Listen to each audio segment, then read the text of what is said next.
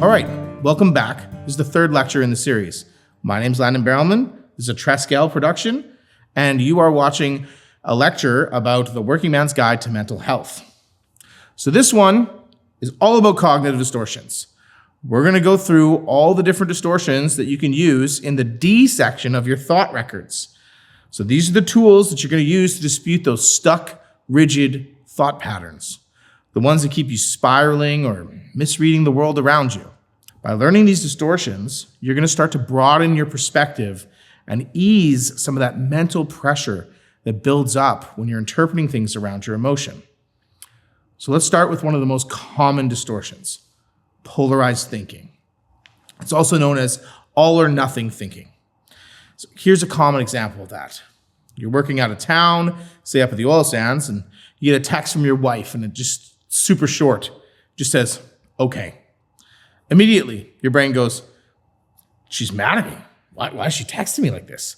What did I do now? And the next thing you know, you're just spiraling. You're thinking about every little thing that it could have gone wrong, and you're firing off a frustrated message back.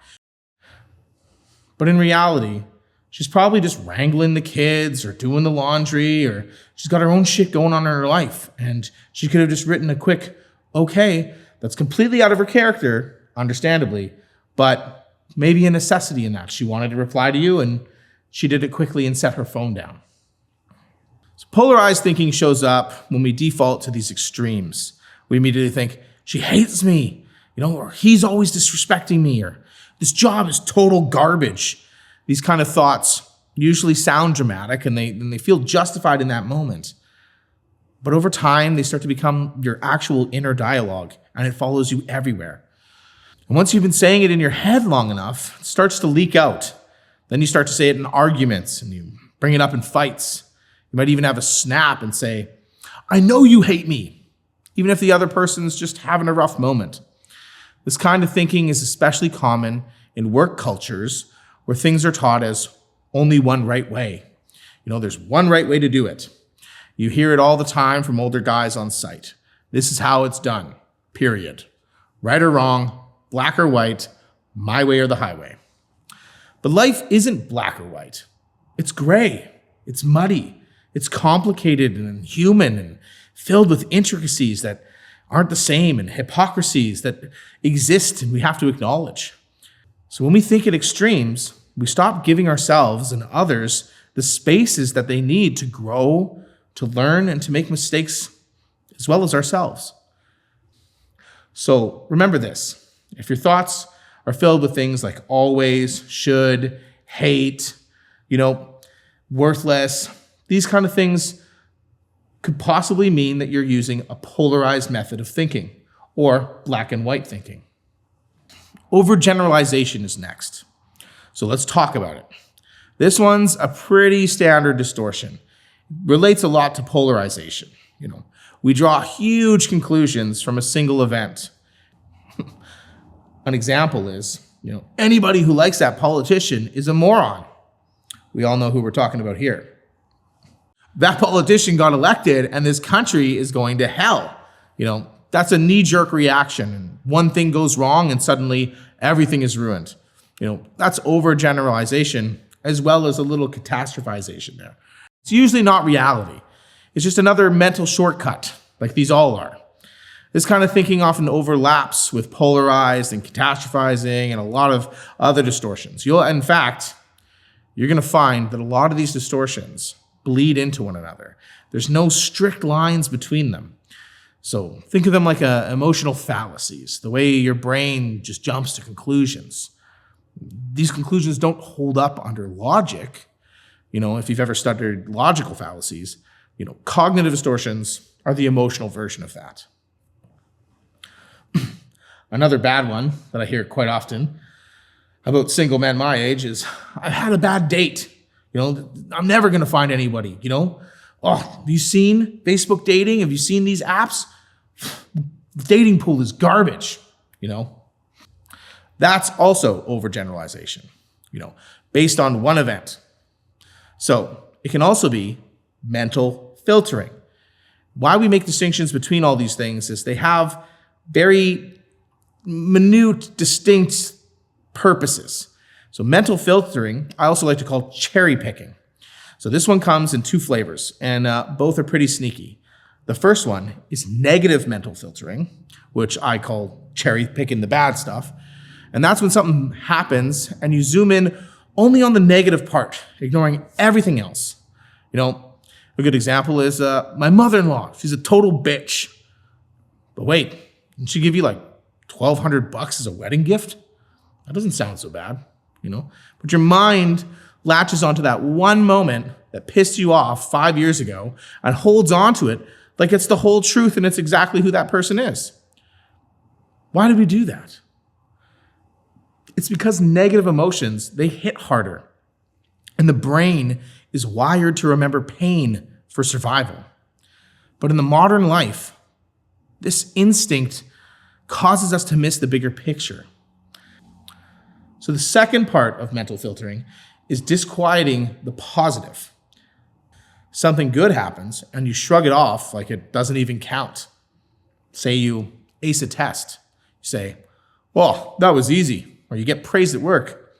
That person was just being nice. Someone thanks you, whatever, no big deal.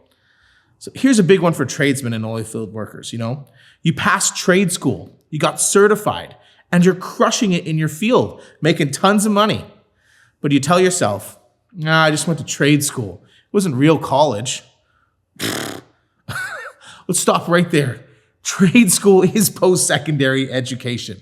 It takes skill, knowledge, math, mechanical understanding, and a whole lot of grit to become a journeyman. We all know that. Some of those programs are harder than university. You're dealing with live systems, extreme temperatures, real consequences, and yet you discredit yourself. That's disqualifying the positive, and it chips away at you over time, makes you lose your self-worth. So filtering keeps you blind to what's going right. And if you only ever see the bad, of course the world's going to look dark. All right, so next up is personalization. So this one hits hard because we do it all the time without even realizing it. I've given you a couple examples already, but we'll look at them again in case you weren't paying attention. So the two main types of personalization, the first one will be taking responsibility for events that are completely outside of your control. You ever say something like, it's my fault everyone's upset. I ruined this whole family event. Thanksgiving's fucked because of me.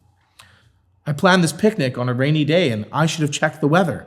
Or you picked a bad day to go to K-Days, It's that reflex to blame yourself for things that you couldn't possibly have predicted or controlled.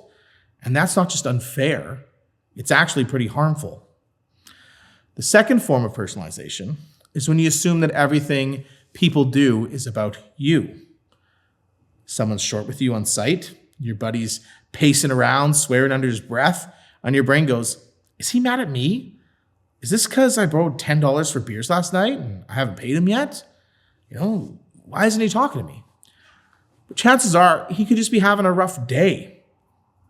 It probably has nothing to do with you. But here you are going through a million different things in your head, trying to make up a reason why it is about you. We do this all the time, especially with text messages. Just like I said, you get an okay text and suddenly it's, she's pissed, she hates me, I must have done something wrong. Personalization mixed with overgeneralization, a little bit of emotional reasoning, and catastrophization, it'll turn a whole false narrative into your head fast. And the best way to fix it, just clear the air. You should ask, communicate. Say something like, hey, you seem off right now. Is everything good? We all good? You were kind of short in your text message there. Or you seem a little upset. Do you want to talk about it? Or should I just leave you alone for right now? That goes a long way. Does it make you feel vulnerable checking in with something like that? Saying that it feels like you're mad at me? Maybe. But vulnerability is just another word for being real, man.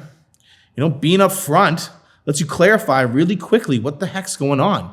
And it stops you from spiraling into a storm of assumptions and what ifs.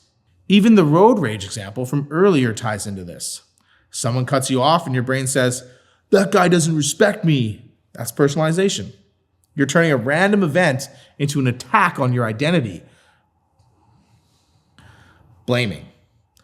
So next we're going to look at blaming. And this one, again, like all, it blurs the lines of everything I'm talking about and might sound similar, but it has some distinct characteristics that make it different and important to identify as something that you might do.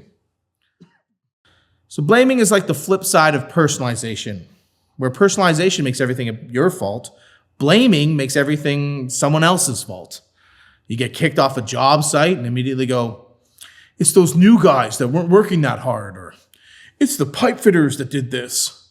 It's that one guy who's always just standing around and the bosses saw him and, that's why our whole crew got booted, Meanwhile, the actual issue might be management or supply delays or something that no one in your crew even knows or controls about. Blaming creates division, and you start drawing lines in the sand and turning teammates into enemies, and it really doesn't stop at work. If this is how you think, it can ruin shit in your relationships, your family. You come home and the grass isn't cut. Instead of talking to your kid, you say, I told you to cut this yesterday. I guess I'll just do it myself. Now you're blaming and you're not parenting. Instead, you should try something like, hey, I noticed the grass didn't get cut last night. Is there a reason that you're not doing it? Is there something I can help you with? Is the lawnmower out of gas, or did you just need a reminder? So the second you jump to blame, you lose the chance to understand. And if you find yourself blaming someone else, just pause and ask yourself, what's really going on here? Is there more to this than I'm seeing? So that helps with the next cognitive distortion. Jumping to conclusions. This is a classic one, and we all do it. So if you've ever worried about anything, congratulations. You've been jumping to conclusions. Now just pause for a second here, because this is important, and science backs this up. Thinking about something intensely can feel the same as living it. Your literal nervous system doesn't know the difference between reality and imagination when you're stressed. Have you ever woken up from a dream feeling like you've been running and breathing super heavy and your heart's pounding? Yeah, that's your body reacting as if the dream was real.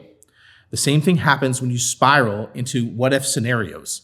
You're putting yourself through a mental anguish and all these mental exercises for things that haven't even happened.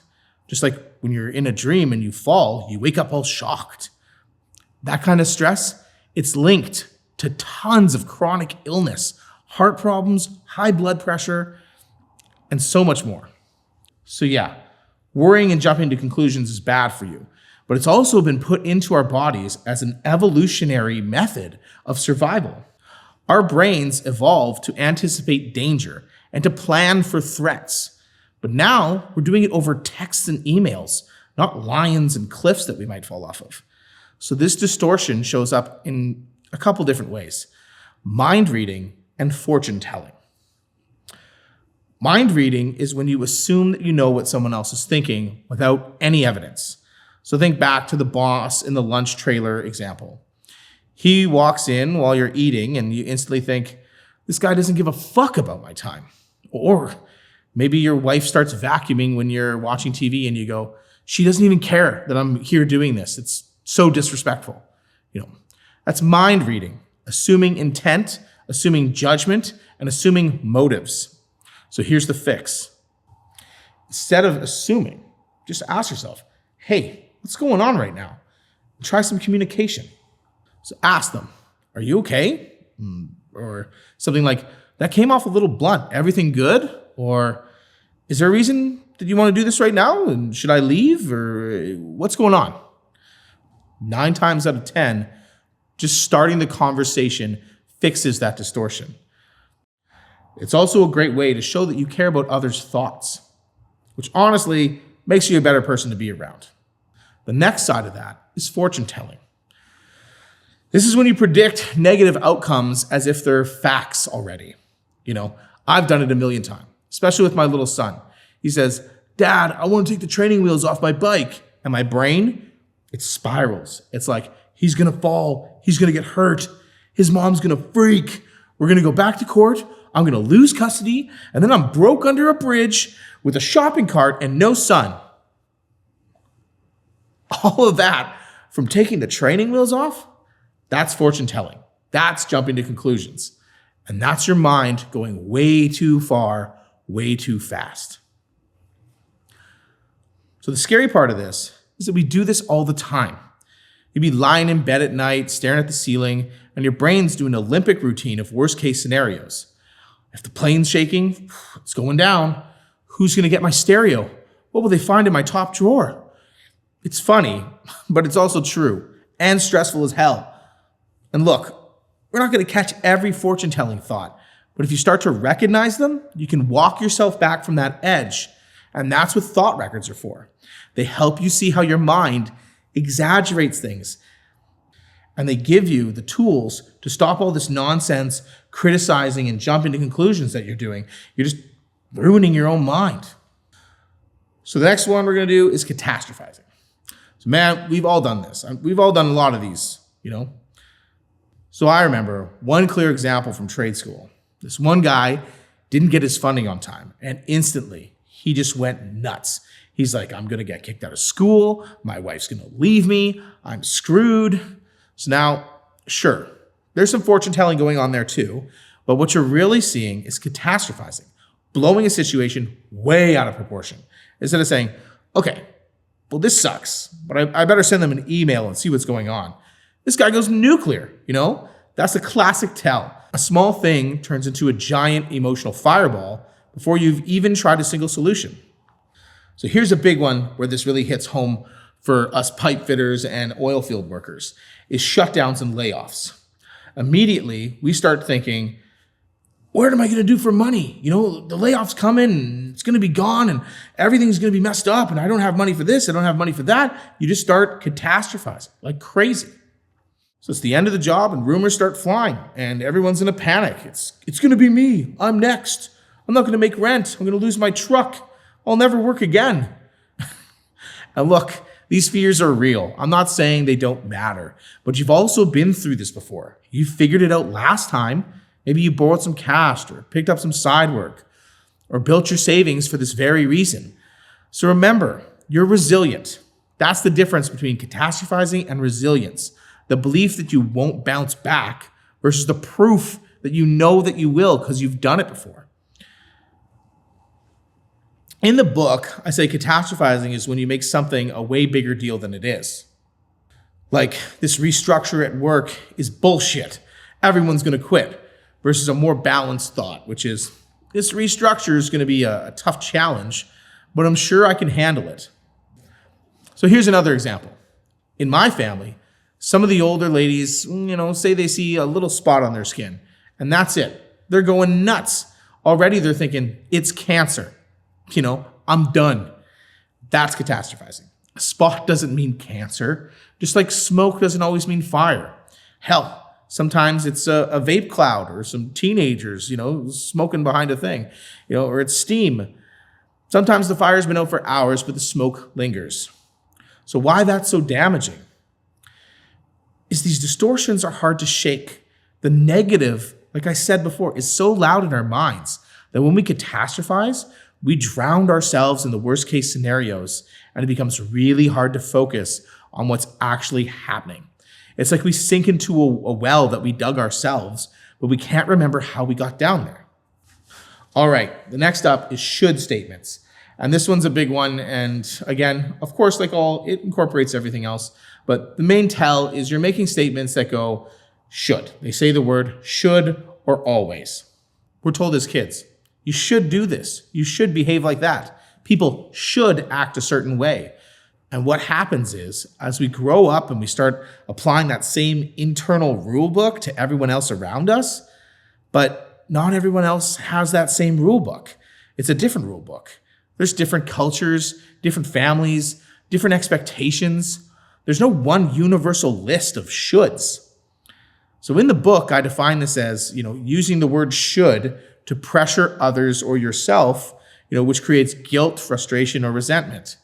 So it's a red flag for expectations. And expectations, when unmet, lead to huge stores of resentment. Take this example. These guys, they should be cleaning this place daily. You walk in and you see some mess that, that's happened. Well, have these guys been coached on that? Have they been taught or told, or is there a procedure that's been made? Or are you just making a should statement because that then assigns blame somewhere else? So if that's not clear, you've got a conversation to have, not a tantrum to throw. Always statements are very closely related to this. She always does this. Every time I do that, this thing always happens, These are forms of limited thinking. They may make your world smaller and your beliefs more rigid and your relationships tense. They box people in and they box you in too. Next up, we've got labeling. And this one gets dangerous fast. And I see a lot of it. And it's a hard to talk about thing, but we're gonna do it here. So labeling is when you take one thing, whether it's an action or a trait or something you observe in a person, and you assign it to the whole identity of a person. You can say things like, I'm just a fat guy, or I'm a loser, or she's useless, or they're just so dumb. No room for growth. There's no room for context. Just a box with a name tag slapped on it. Now, in the oil sands especially, this kind of thinking shows up in cultural stereotypes. We've got people working here from all over the world. And that personally, I think, is amazing. But if the only thing you know about someone and their culture is what you've learned from TV after 9/11, you've been sold a very narrow and often toxic image. Islamic culture, for example, is very rich, deep, and beautiful. They worship the same God as Judaism or Christianity, and they value family, community, compassion, just like you do. So if you label someone based on stereotypes, you don't just rob them of their dignity, you rob yourself of connection. Labeling keeps you ignorant and it keeps your thoughts small. Worse, it keeps you from learning and growing and being better. So here's the rule of thumb. Judge less, talk less, ask questions, and let people surprise you. So thank you so much for listening to that. I basically spent 15 to 20 minutes telling you that everything you know is wrong and you're thinking all fucked up. So if you took any of that in, that's great. I did my job, because it's not easy to admit what we've been thinking incorrectly. This is tough stuff, but you're here, you're trying, and that's what matters. So now, before we wrap up this lecture, I want to leave you with 2 helpful tools to fight off these patterns of negative thoughts. This first one is a catchphrase for all of cognitive behavior therapy, and I use it all the time. It's just manage your expectations. It's that simple. Before anything happens, or before you even go into the day, just think, am I managing my expectations? So often, we go into a situation already idealizing the outcome. It's going to be the perfect night out or the best homecoming. This date is going to be awesome. I'm going to marry this chick. And when anything goes sideways, we're pissed, we're disappointed, we're hurt, we spiral. So instead of expecting a dream scenario, expect and learn to accept the unknown. That's hard for us. But hope for the best, plan for the worst, learn to adapt. You don't even have to plan for the worst. I hate doing that. So that includes work stuff too. If you're giving a presentation or having a job interview, don't expect to be offered the world. Expect a conversation. See what unfolds. Managing your expectation halts catastrophizing, even before it ever starts. You know what? That's why I say I would not ever plan for the worst, because that's already catastrophizing. You're kind of planning to fail. So scratch that one. You take fuel out of the worry of spiraling by not letting it start spinning in the first place. The second tool is reframing. This is the famous idea of walk a mile in their shoes. That's reframing. It's all about stepping out of your own head and seeing the situation from someone else's perspective. That boss who barged into the lunch trailer, maybe he's overwhelmed and he doesn't know where else to turn. Or that coworker who's kind of standoffish, maybe his wife's sick. Maybe his kid just got diagnosed with something heavy. So when you reframe, you stop labeling and you stop making things about you. You stop reacting and you start understanding that people have lives outside of yours. And that goes for reframing your own inner critic too. I'm lazy? Bad thought. No, maybe you're just burnt out. Maybe you need to take a rest. Or I always screw up. No, maybe you're just learning. Something new that you're learning takes time. Change your perspective, because perspective changes everything.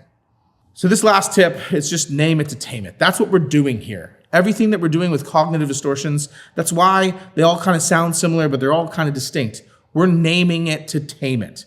So next time you hear it, you go, hey, that's catastrophizing. Or, whoa, I'm totally fortune telling right now, Then you can disarm it. You don't need to be perfect. You just need to be aware of what's happening. So that's the end of lecture 3. We've covered a lot of ground here, but this is one full point of the 3 points of cognitive behavior therapy triangle. So if you can master this one point, your thoughts, your life can change in an incredible way. Next time, in lecture 4, we're going to dive into behavior activation, what it is, how it works, and how it can help pull you out of ruts, low moods, and avoidant behavior. It's a huge part of healing, and it's the second point to this cognitive behavior therapy triangle. So thanks for staying with me this long. My name's Landon Barrelman. This is a Triskel production, and you're learning to be a better person, man. And I really got to commend you on that. We'll see you in lecture 4.